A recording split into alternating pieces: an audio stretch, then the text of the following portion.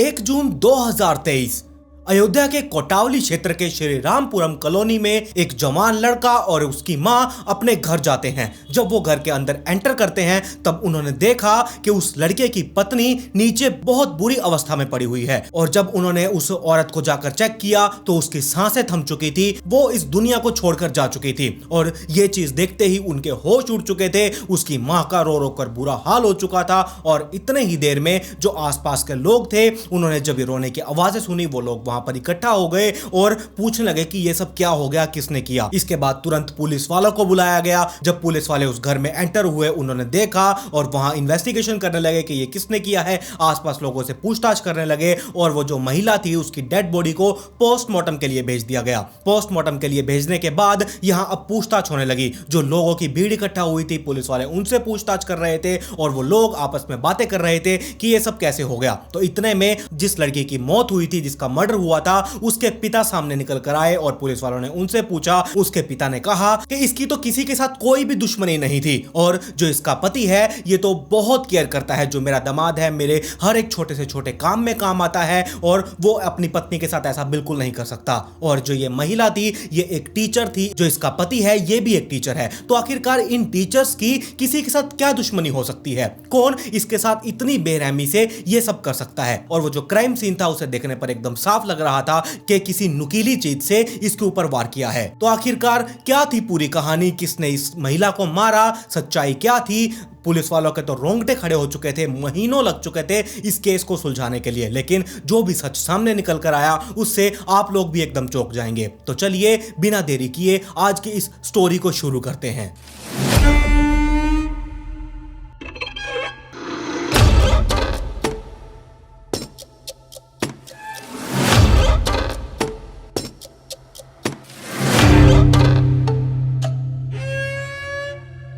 अब मैं बात करता हूं लॉकडाउन की, यानी कि 2020 के आसपास की बात है। एक महिला जिसका नाम सुप्रिया वर्मा, ये एक स्कूल टीचर थी और लॉकडाउन का टाइम था। लॉकडाउन के टाइम में लोग अक्सर क्या किया करते थे, या तो कोई गेम खेल लिया, कोई एक्टिविटी कर ली, अपनी रील्स वगैरह बना ली, या फिर अपने घर वालों के साथ छोटी मोटी गेम्स खेलना, अच्छे से टाइम स्पेंड करना। ये बहुत अच्छा लोगों के पास मौका था। लेकिन कुछ लोग ऐसे थे जो कि रील्स बनाने में बिजी थे और गेम्स खेलने में बिजी थे। ऐसे ही सुप्रिया अपने घर में बहुत ज्यादा बोर हो रही थी तो उसने क्या किया, अपने फोन में पबजी को इंस्टॉल कर लिया और पबजी खेलते खेलते उसे एक लड़का मिला। ये दोनों आपस में पबजी खेलते रहे, दोनों की अच्छी बातचीत हुई और ये बातचीत इतनी ज्यादा बढ़ चुकी थी कि ये लोग इस गेम पबजी को छोड़कर स्नैपचैट पर आ चुके थे। स्नैपचैट पर आते ही इनकी बातें इतनी ज्यादा बढ़ चुकी थी जिसका कोई अंत नहीं था। और हम ये भी कह सकते हैं कि अब ये दोनों रिलेशनशिप में आ चुके थे। और ये जो सुप्रिया वर्मा थी इसका तो एक्स्ट्रा मैरिटल अफेयर चल रहा था, क्योंकि ये शादीशुदा थी, इसका पति है और इसका पति भी एक स्कूल टीचर था। तो ऐसे ही जब ये एक्स्ट्रा मैरिटल अफेयर में आए ये सारा तामझाम हुआ और ऐसे ही करते करते सालों बीत चुके थे। सालों बीत जाने के बाद तारीख आई 1 जून 2023। इस दिन मां बेटा दोनों बाजार में कुछ शॉपिंग वगैरह करने के लिए गए हुए थे और जैसे ही वो अचानक घर पर आए उन्होंने देखा कि यहां तो उस लड़के की पत्नी की डेड बॉडी पड़ी हुई है। ये मैं आपको पहले ही बता चुका हूं। पुलिस वाले आए, उन्होंने इन्वेस्टिगेशन शुरू की, आसपास के लोगों से पूछताछ की और यहां पूछताछ करते हुए पुलिस वालों को कुछ भी हाथ नहीं लग रहा था और उस डेड बॉडी को हॉस्पिटल भेजा गया ऑटोप्सी के लिए। अब यहां ऑटोप्सी की रिपोर्ट आनी थी और ऑटोप्सी की रिपोर्ट में जो भी कुछ सामने निकल कर आया वो कुछ ज्यादा सुराग तो नहीं था, लेकिन एक छोटा सा सुराग था जिससे पुलिस वालों को अब इस केस को हल करना था। अब यहां पर मैं एक बात और आपको करूं, जब कोई किसी का मर्डर करता है, कोई नुकीली चीज से वार करता है, मैंने आपको बताया कि नुकीली चीज से वार किया गया था, मैंने वो वीडियो देखी थी। अगर आप लोगों को वो वीडियो चाहिए तो मुझे इंस्टाग्राम आईडी ये रही, इस पर मैसेज करें, आपको वो वीडियो मिल जाएगी। तो ऐसे ही जो नुकीली चीज से कोई किसी के ऊपर वार करता है, जो उसकी चीखने चिल्लाने की आवाज होती है वो आवाज बहुत दूर तक जाती है। यानी कि मेरे कहने का मतलब यह है कि आसपास के जो पड़ोसी लोग होते हैं हमारे, उन्हें सुनाई जरूर देती है। लेकिन यहां तो उस सुप्रिया वर्मा के घर के ऊपर जो छत है वहां पर मजदूर लगे हुए थे, उनका कुछ काम चल रहा था। लेकिन यहां हैरानी की बात यह है, जब पुलिस वाले उन मजदूरों से पूछताछ करने के लिए गए तब उन मजदूरों को कुछ भी सुनाई नहीं दिया। उन्होंने साफ इनकार कर दिया, हमें इसके बारे में कुछ नहीं पता, हम तो ऊपर आराम से काम कर रहे थे और हमें तो बस बाद में रोने चीखने चिल्लाने की आवाजें आई, तब हमें पता चला कि ऐसे सुप्रिया मैडम का तो मर्डर कर दिया गया है। यहां सबसे हैरानी की बात यह थी कि इतने सारे लोग काम कर रहे हैं उसी घर में छत के ऊपर, लेकिन कुछ भी पता नहीं चला। कैसे ये पॉसिबल हो सकता है? और जब उन मजदूरों को बिठाकर आराम से उनसे पूछताछ की गई, पूछताछ में उनके जो हाव भाव थे उनसे साफ पता चल रहा था कि ये जो मजदूर हैं एकदम सच बोल रहे हैं, इनसे ये कुछ भी नहीं छुपा रहे। क्योंकि जब हम किसी से बात करते हैं तो आसानी से पता चल जाता है कि कैसे ये लोग क्या कुछ छुपा सकते हैं क्या नहीं। लेकिन जब पुलिस वालों ने उनसे पूछा तो वो एकदम क्लियर थे, इन्हें कुछ भी नहीं पता था। ये जो पुलिस वाले इन मजदूरों के ऊपर शक कर रहे थे, ये तो अब एकदम गलत साबित हो चुके थे कि मजदूरों ने इस मर्डर को अंजाम नहीं दिया। तो फिर आखिरकार ये क्या था? अब ये एंगल तो एकदम बेकार हो चुका था। यहां पर एक और चीज थी, जब इस केस को सॉल्व किया गया था तो इसमें फ्लिपकार्ट वालों ने बहुत मदद की थी। यानी कि मेरा कहने का मतलब यह है कि इस केस को सॉल्व करने में फ्लिपकार्ट वालों की बहुत बड़ी अहमियत थी। तो ये क्या था ये आपको भी आगे पता चलेगा। तो यहां पुलिस वाले जिस भी एंगल से इस केस को हल करने की कोशिश करते, कुछ सबूत ढूंढने की कोशिश करते, उन्हें कुछ भी पता नहीं चल रहा था, वो एकदम यहां विफल हो जाते। ऐसा ही करते हुए उन्होंने एक्स्ट्रा मैरिटल अफेयर के एंगल से भी इस केस को सॉल्व करने की कोशिश की, लेकिन वो इसमें भी नाकामयाब रहे। उसकी जो सुप्रिया वर्मा थी उसकी कॉल डिटेल्स निकलवाई गई, उसकी फोन की हर एक लोकेशन के बारे में जांच पड़ताल की गई, लेकिन कुछ भी ऐसा पता नहीं चला जिससे उन्हें कोई सबूत मिले। और यहां जब लोगों को इस बारे में पता चला कि पुलिस वाले सुप्रिया वर्मा के एक्स्ट्रा मैरिटल अफेयर के एंगल से इस केस को देख रहे हैं, तब वहां लोगों को इतना गुस्सा उमड़ पड़ा था, वो धरने प्रदर्शन पर बैठ चुके थे कि तुम ऐसा कैसे कर सकते हो। उन्होंने बैठक बिठाई, सुप्रिया वर्मा को न्याय दो, न्याय दो, न्याय दो, मांग हमारी पूरी हो, चाहे जो मजबूरी हो। रोड पर इतने धरने दिए, तब जाकर इस एंगल से भी पुलिस वालों ने इस केस को देखना बंद कर दिया। तो यहां पर अब मैटर क्या था, कहां दिक्कत आ रही थी? ये केस जितना सरल लग रहा था, ये केस उतना ही पेचीदा होता जा रहा था। अब पुलिस वाले जो सुप्रिया वर्मा थी, अब उसके पति को अपने लपेटे में लेते हैं कि क्या पता इसी ने ही ये सब कुछ ना किया हो। इस एंगल से भी केस को देखने की कोशिश करते हैं। जब इसके पति की कॉल डिटेल्स खंगाली गई, इसकी लोकेशन चेक की गई, तब ये साफ पता चला कि ये तो अपनी मां के साथ मार्केट में कुछ सामान वगैरह लेने के लिए गया हुआ था। ये तो अपनी पत्नी के साथ ऐसा कर ही नहीं सकता, ये तो उस टाइम पर यहां मौजूद ही नहीं था। तो फिर कौन कर सकता है? पुलिस वालों ने सुप्रिया वर्मा के घर के आसपास के 10 किलोमीटर एरिया की हर एक जितने भी मोबाइल टावर पर वो मोबाइल फोन्स आते थे, उन सबको ट्रैक किया, उन सब की डिटेल्स निकलवाई, लेकिन फिर भी कुछ नहीं पता चला। और इतना ही नहीं, 500 लोगों से पुलिस वालों ने पूछताछ भी की, फिर भी वो एकदम नाकाम रह चुके थे, उन्हें कोई भी सबूत हाथ नहीं लग रहा था। और ये 500 लोग बहुत ज्यादा मायने रखते हैं, ये एक एक से पूछना दिमाग सरक जाता है। पुलिस वाले पता नहीं इस केस को किस तरीके से हैंडल कर रहे थे, और इन लोगों से, इतने लोगों से पूछताछ करना सच में बहुत ज्यादा दिक्कत आ जाती है उस टाइम पर। लेकिन पुलिस वालों का जो शक था वो सुप्रिया के पति के ऊपर से अभी तक नहीं हटा था। उन्हें लग रहा था कि सच में कुछ ना कुछ गड़बड़ जरूर है, हमें क्यों कोई सबूत नहीं मिल रहा, क्यों किस तरीके से ये इतना परफेक्ट मर्डर लग रहा है। तो पुलिस वालों ने दोबारा से उसके पति को उठाया, उससे पूछताछ की। पूछताछ करते हुए उसके पति ने कहा, आप चाहो तो जहां जहां पर मैं गया था वहां पर जाकर आप पूछ सकते हैं। इतना ही नहीं, वहां पर सीसीटीवी कैमरास भी लगे हुए हैं, आप चाहो तो वो जाकर चेक कर सकते हैं। पुलिस वालों को याद आया कि हाँ, सुप्रिया के घर के आसपास भी सीसीटीवी लगे हुए थे, जहां ये गया है वहां भी सीसीटीवी लगे हुए थे, क्यों ना हमें सीसीटीवी एंगल्स का सहारा लेना चाहिए। वो लोग सीसीटीवी कैमरास को चेक करने लगते हैं, जहां इसका पति जिस रास्ते से जहां पर गया और जौन सी शॉप पर वो पहुंचा, जितनी देर उसने लगाई, वो सब कुछ सीसीटीवी कैमरास में चेक किया गया। तो ये एकदम सच बोल रहा था, इसे क्लीन चिट दे दी गई कि इसने अपनी पत्नी के साथ ऐसा कुछ भी नहीं किया। साथ में पुलिस वाले ये भी पता लगा रहे थे कि इसकी पत्नी के साथ कोई लड़ाई झगड़ा तो नहीं चल रहा था, ये एकदम ठीक ढंग से रहते थे या नहीं, कोई और मैटर था। ये सब तरीकों के बारे में पूछताछ कर ली गई, लेकिन कुछ भी पता नहीं चला। सभी लोगों ने यह कह दिया कि ये पति पत्नी तो इतने प्यार से रहते थे, कभी भी हमने इनके बीच में कोई लड़ाई झगड़ा नहीं देखा। अब बारी थी सुप्रिया के आसपास के घर के सीसीटीवी कैमरास को चेक करने की। आप यकीन नहीं मानेंगे, पुलिस वालों ने करीबन 700 से भी ज्यादा सीसीटीवी फुटेजेस को चेक किया था।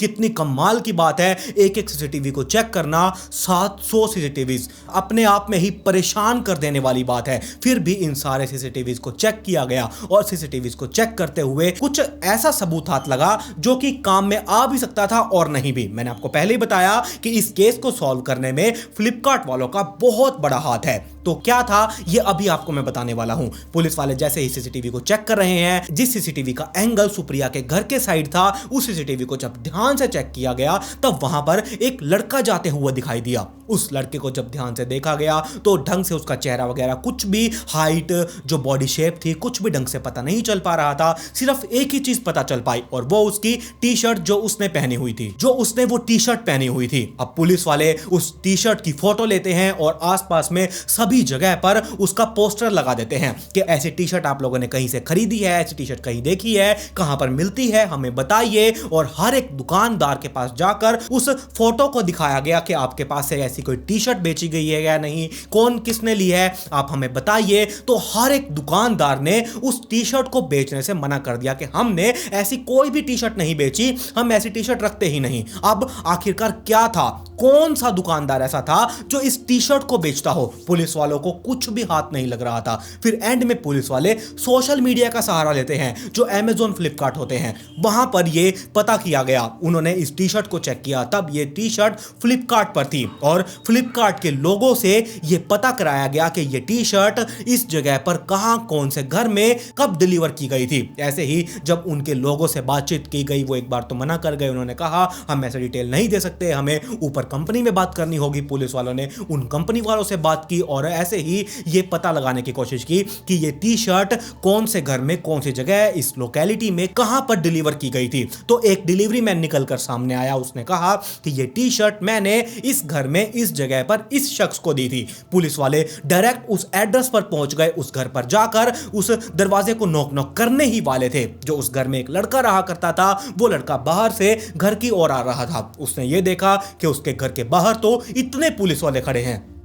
आखिरकार क्यों, क्या कारण है, वो एकदम पता नहीं, डर गया, क्या था क्या नहीं। वो उन्हें पुलिस वालों को देखते ही वहां से भागने की कोशिश करने लगा, लेकिन वो नाकामयाब रहा। पुलिस वालों की उस लड़के पर नजर गई, उसे वहीं पर ही अरेस्ट कर लिया गया, उसे पुलिस स्टेशन लाया गया, उससे पूछताछ की गई। पूछताछ में पुलिस वाले अब उससे ये पूछ रहे थे कि बताओ कि तुम हमें देखकर भाग क्यों रहे थे। उस शख्स ने कहा कि मैं आप लोगों को देखकर बहुत ज्यादा डर गया था, मेरे घर के सामने पुलिस क्या कर रही है मुझे कुछ समझ में नहीं आया और मैं वहां से भागने की तैयारी करने लगा। लेकिन पुलिस वाले ये पूछते हैं कि तुम सुप्रिया वर्मा को जानते हो या नहीं। उसने साफ इनकार कर दिया। चलो ये बात लगा, इसे छोड़ दो।